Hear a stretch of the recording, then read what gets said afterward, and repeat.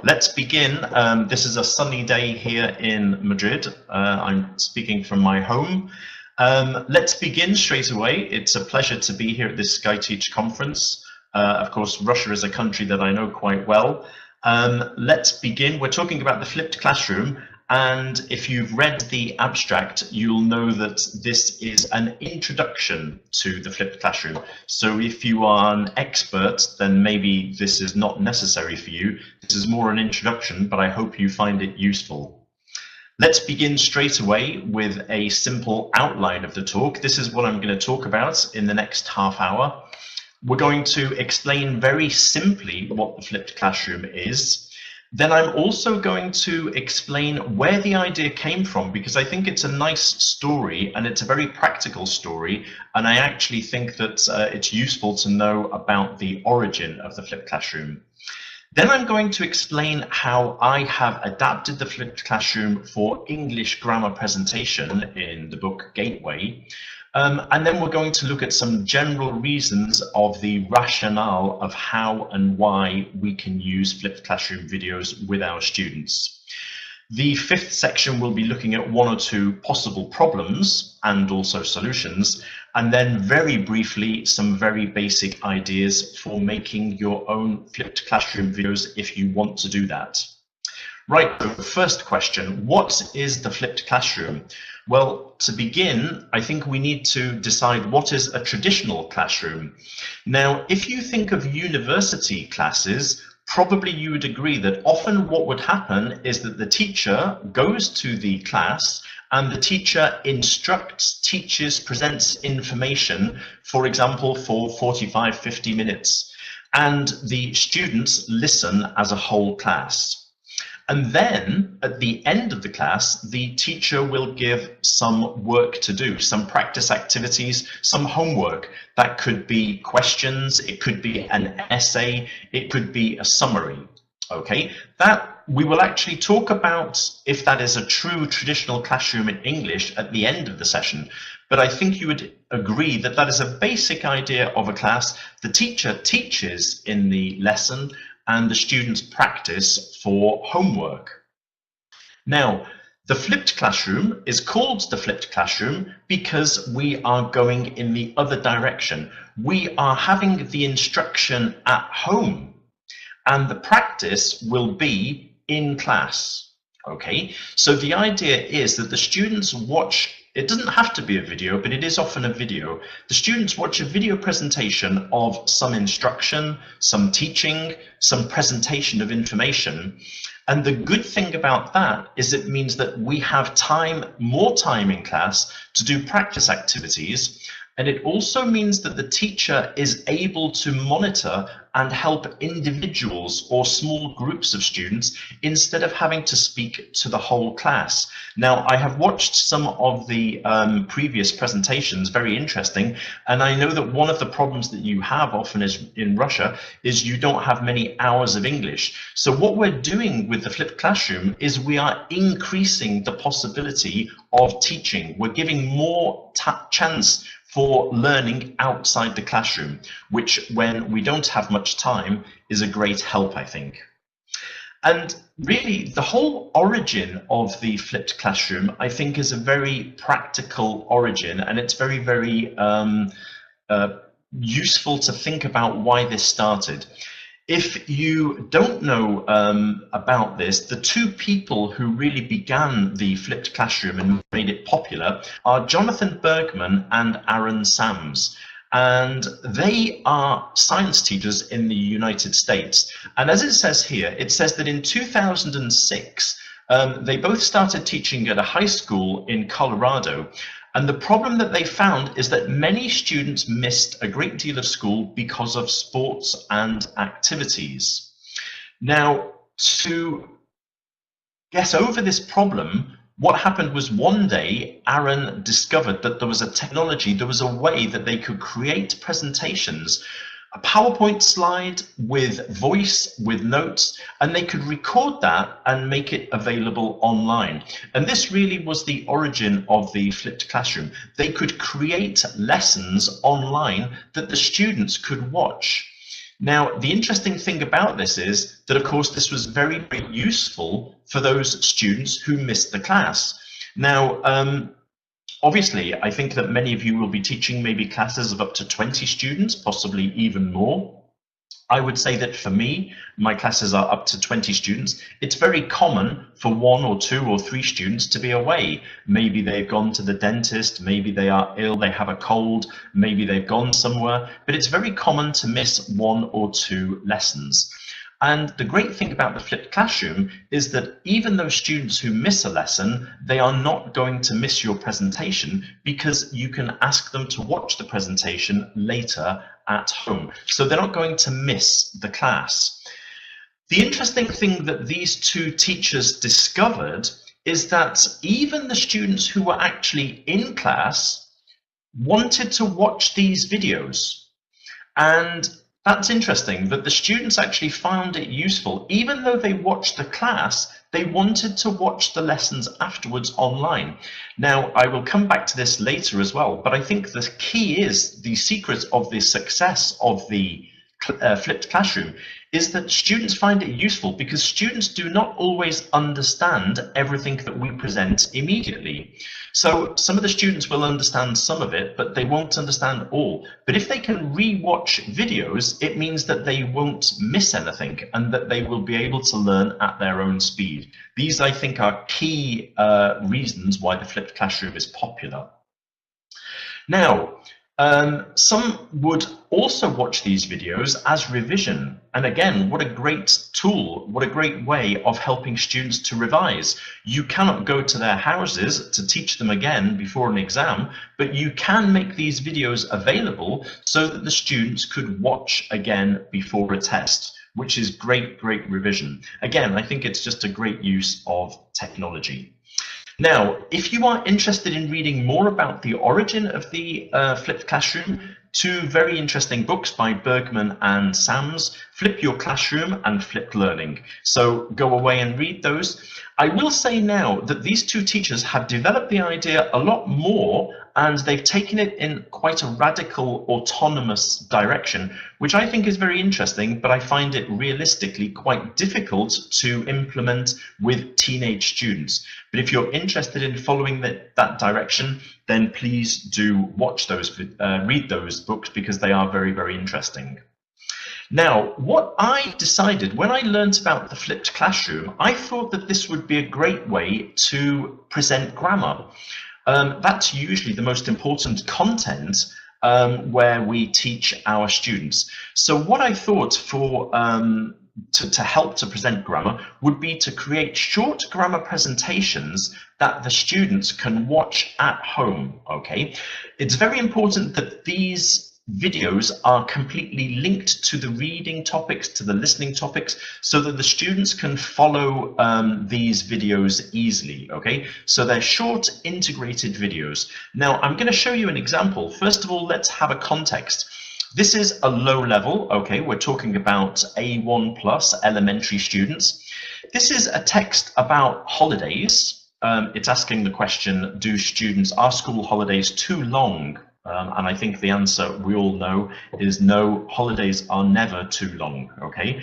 But it's asking that question, and in these texts, these blog posts, we've got lots of examples of prepositions of time, okay? The students read the text, they have these examples of prepositions of time in context, and the next page, they have the grammar page. You can see at the top, prepositions of time, and there is a logo which shows the students that there is a video that they can watch. Now, we're going to try and watch this video. Hopefully technology will help us. We're going to try and watch this video. We'll watch it, and then I will explain different ways of using the video. The video lasts approximately 4 minutes. Let's see if we can make this work, and then we'll come back together in a second. So let's just check, and let's go.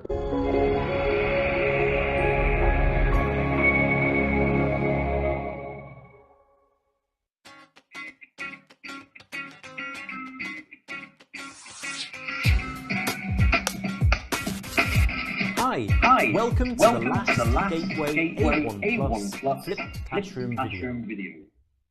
In Unit 10, you read some blog posts about the summer holidays. Miguel posted his first message on July the 17th at 5:15 p.m. Look at the two prepositions here. On and at are prepositions of time. They tell us when something happens.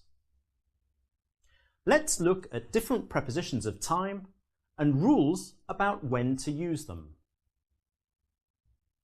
Here, July the 17th is the date.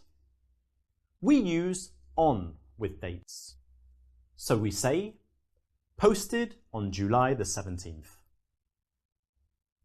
We also use on with days.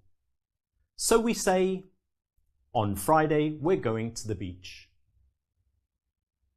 We use at with times. So we say, posted at 5:15 p.m. We also use at with the words night and the weekend. So we say, it's cold at night, or I'm going out at the weekend. We use the preposition in with months. So we say, in August I'm going to study English. We also use in with years. So we say, in 2015 I went to Portugal. We use in with parts of the day. So we say, in the afternoons I'm going to work. And finally, we use in with seasons. For example, we say, in the winter it's cold. So what prepositions do we need in each of these examples?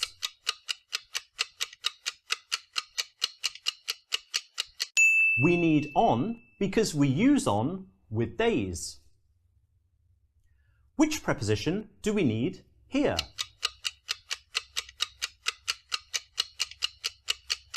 We need in because we use in with months. But which preposition do we need now?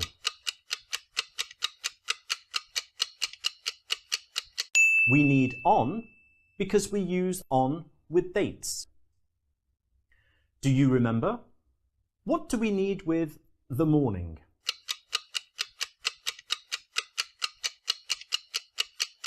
We need in because we use in with parts of the day. And finally, which preposition do we need here?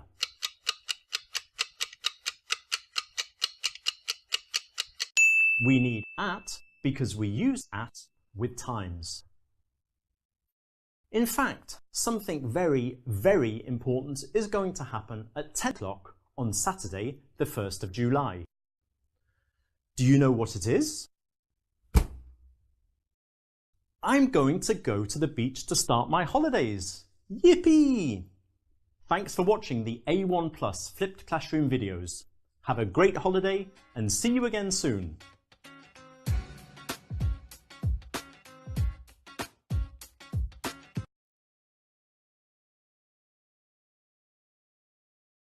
Positions. Okay, can I check it again that you can hear me now? Can you all hear me?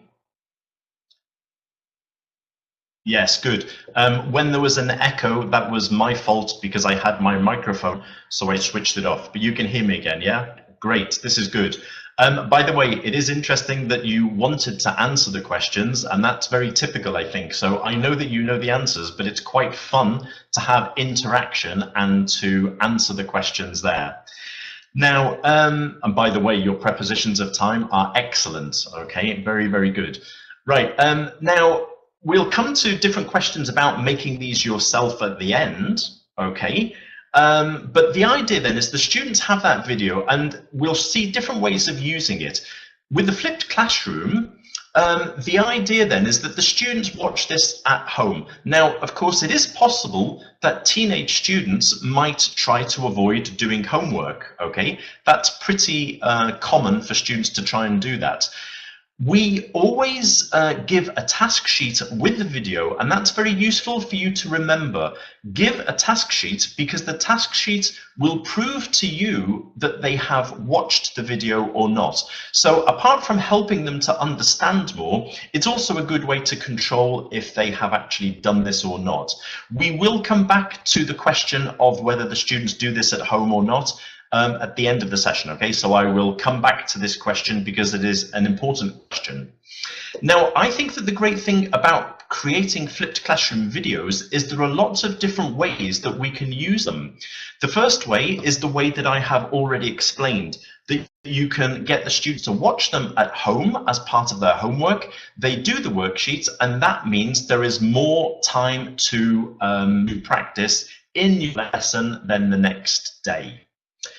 Another thing which we saw with the origin of the flipped classroom is that we can always tell students who have missed class to watch the video at home. So that means that they will not miss your grammar presentation. So even though they were not here, you can tell them to watch it the next day. You can also use it as backup for your presentation. I think somebody mentioned this, I think, in a chat box, that you present the grammar as you always have done, but you make sure the students realize that they have these videos and that they can watch them again when they need to. So they can watch them at any moment. Now, there has been some research into the effectiveness of the flipped classroom. This is a report from 2015 from the United States. If you look at the sections in red, it says students in the bottom third of the class performed on average 7 percentage points better than their counterparts in a traditional classroom. Students reported preferring the flipped classroom model because they had access to lectures online and could replay sections they did not understand. So this is basically saying that students who haven't understood everything in your lesson can then go away and they have an extra chance to understand. And in fact, in the UK now, virtually every university records every single lesson and makes them available to the students after the lecture. That's great. It just means that there is backup. What they didn't understand, they can watch again. And whenever we have been students, there are always times when we don't understand something and we would like the opportunity of listening again. Okay, so I think this is the main use, maybe, for me, of the flipped classroom. We can also use these videos as revision, which is again what Bergman and Sams were doing in the United States. So use them as revision, and it could be revision in the classroom or it could be revision at home, whichever is easiest. Another thing that you can do with these videos is that you could simply decide to use them not as a flipped classroom, but simply to create variety for your own grammar presentations. I think the difficult thing about teaching is that we have to do the same thing again and again. It becomes a little bit repetitive. So what you could do is, instead of explaining the grammar next day in your class, then you could use the video for variety. It also means that the students are listening to different voices, so they will hear a different speaker explaining the grammar. We can also use them in class for test, teach, test.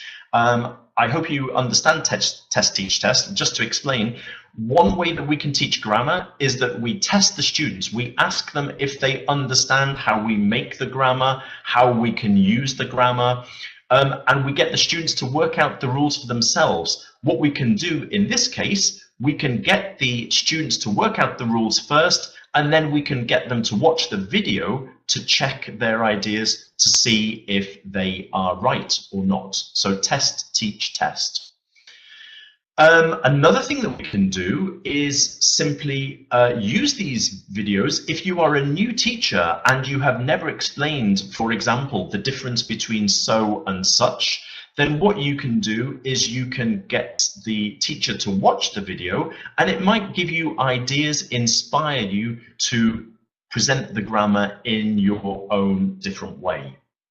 And then finally, if your students usually, if you give your students explanations of grammar in Russian, which some people feel that it is better for their students, this is fine.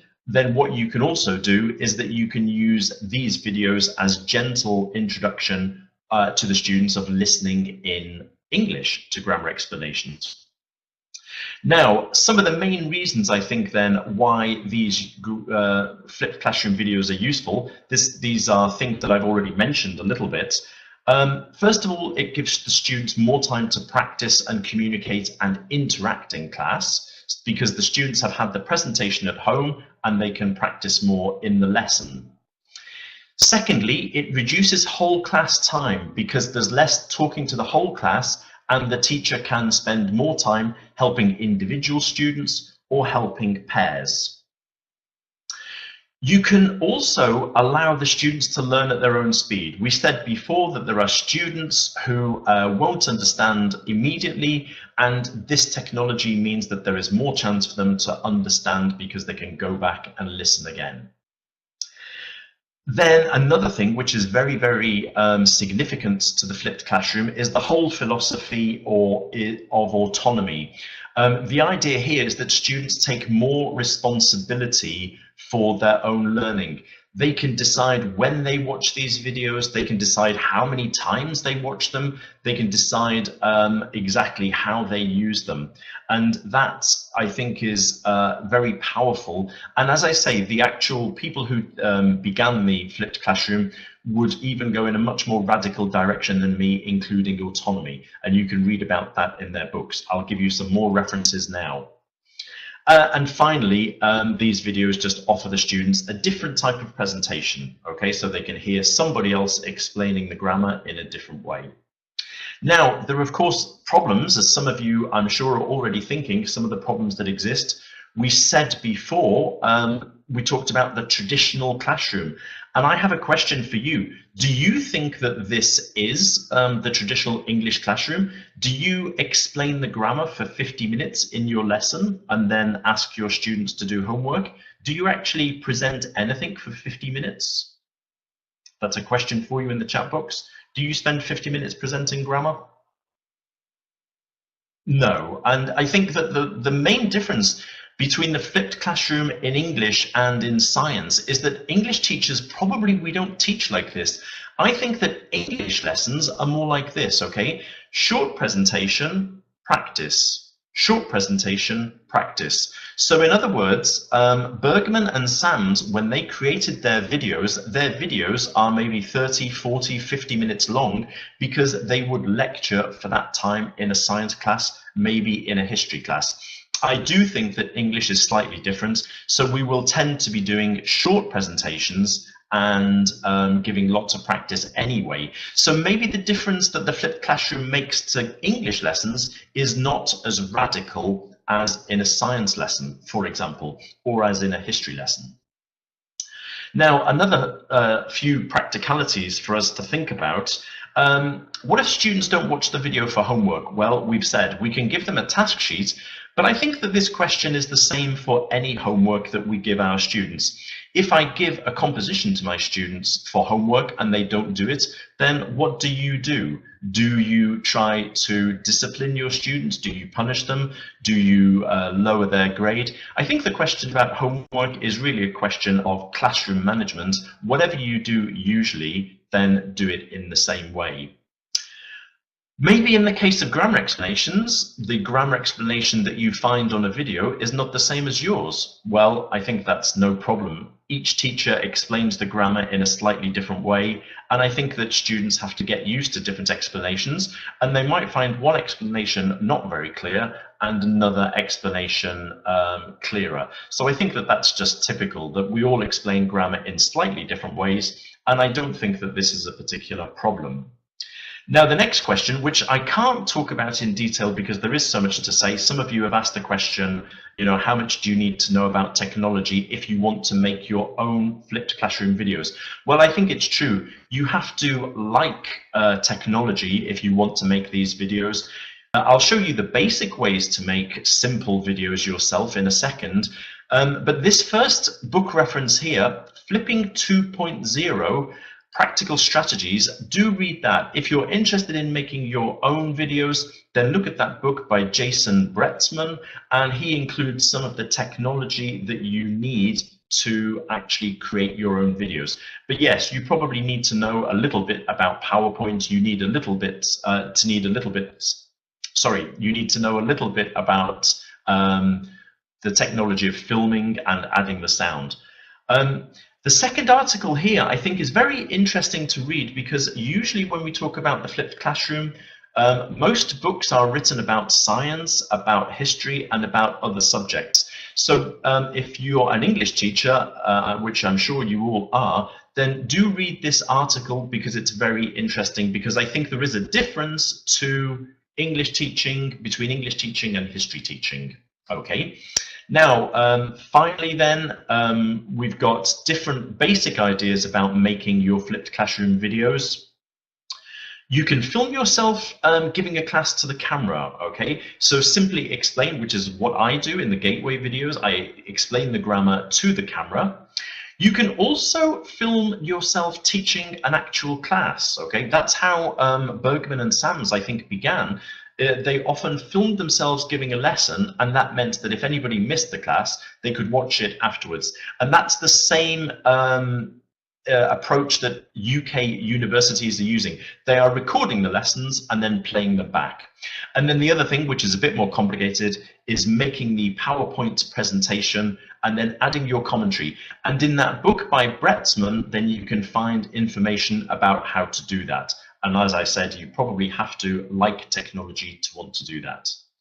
But somebody, I think, has also mentioned as well that you can also look for videos on YouTube. If you look on YouTube, there are lots of different types of videos now that people are sharing. There are also videos about any sort of different topic that is maybe in your book, and you can get the students to watch that as homework. So if you're going to do a listening about a particular inventor, you could get a video on YouTube, find a video, and get the students to watch it for homework. Okay. If you are making your own videos by filming the classroom, you have to be very careful with sound, because sound usually in the classroom can be very difficult to understand. And if students cannot hear the video clearly afterwards, it is a real problem. Okay. And then also we can think about light, because again, if it's dark, then it's difficult for the students to see. And finally, if you're doing a grammar presentation, then also think about visual aids. The good thing about video is that you can use visual aids like timelines, changing the color of the sentences, changing the color of the structure, and you can use background contextualization. Okay, great. I think I'm just about finishing now, but we do have time for questions, and I think Nick has maybe made a note of some questions. Any questions? Oh, well, hello again, David. Thanks a lot for coming over, for sharing your thoughts, your everything that you know with us. It's been great. And yes, I have a couple of questions. Okay. The first one would be from Oksana, and she's asking, what should the teachers do if they have little knowledge of technology, but they want to implement this approach? I would say then, as I said, the easiest way to do this is to get somebody to record you giving a lesson. So for example, if you want to do grammar, then ask a colleague, for example, to come into your lesson. All they have to do, a camera, it could even be a mobile phone, I think, although watch out for the quality of the sound. Get a teacher to record it, or record yourself explaining the grammar to the camera, and then what you can do is play that back and make it available to your students. I think that is the easiest way in terms of technology. All you need is the camera, microphone, and that's it. If you then decide that you want to investigate more, you can always try with different technology. I must admit that the technology keeps on changing very quickly, but if you actually search, the other day I did a quick search, if you put flipped classroom into even Google, you'll find that there are now websites which actually give you advice about the latest technology to use. Okay, I hope that answers the question. Yeah, and there's the last one's coming from Victoria. She's asking, what if students will listen to the rule every time they have to do the task? Well, because, I mean, in the class, you control that. obviously, because that's not going to happen. If that's happening for homework, which I don't think is very common, if it happens, that supposes that the actual student needs it and finds it useful. If they do, I would imagine that it's a weaker level student.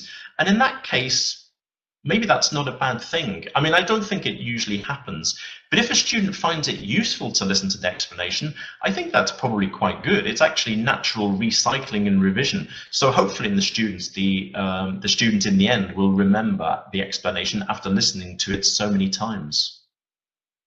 Okay. And the last one coming in right now is live as we speak. Elena, she's asking, can we ask students to make a video for us? Why not? I mean, they could record. That probably depends on if you want the students to have access to cameras or even mobile phones in your class. That's really a question of you and how open you are. But if you want them to do that, I'm not sure if I would want my students to be filming me with their mobile phones, but that's because I teach teenagers, and you can never know exactly what they are going to to do with those videos. But yes, why not? That's I think a personal decision. But yes, that's fine. Yeah. All right. Well, thanks again. We appreciate you coming over. Shall I just explain my contact details? Sure. Go ahead. Yeah, so probably a lot of you actually follow the Macmillan Gateway Facebook page, but please, the best way to get in contact with me is through that page. You can send me a personal message. There are lots of different teaching tips, teaching advice, information about webinars. In fact, I'm doing another webinar for Russia on Wednesday, so if you look at the page, there are details there. I wish I could answer all of your messages and say hello to you. I can see that lots of people are using the book. By the way, just so that you know, there are 5,000 teachers around the world following the Macmillan Gateway page, and Russia is the country where most people are following the page. So that's great for me. You can see from the photographs that I've visited Russia several times already, and I hope to come back one day. I'm not sure when, but if I do, I hope to meet some of you personally. Thanks very much for coming along today. I hope you enjoy the rest of the conference.